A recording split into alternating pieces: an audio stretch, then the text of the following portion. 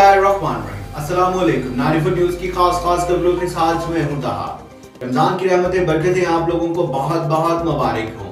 खबर शामिल करते हैं मनी बहाउद्दीन से हाजी अंसर जावेद की तफसीलात के मुताबिक।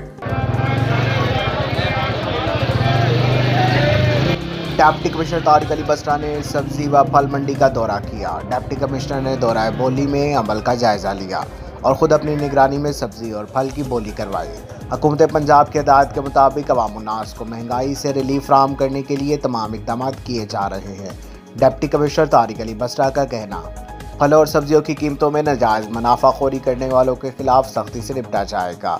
रमज़ान मुबारक में अवाम को आला मेयार की सब्जी और फल मुनासिब कीमत पर मुहैया करने के लिए मजिस्ट्रेट को मुतहर्रिक कर दिया गया है।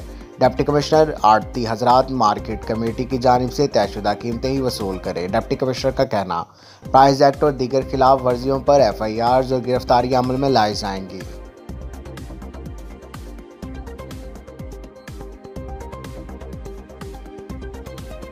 अब तक के लिए सिर्फ इतना ही। मजीद खबरों और अपडेट के लिए 94 न्यूज़ के साथ रहेगा। अपना ख्याल रखिएगा। अल्लाह हाफिज।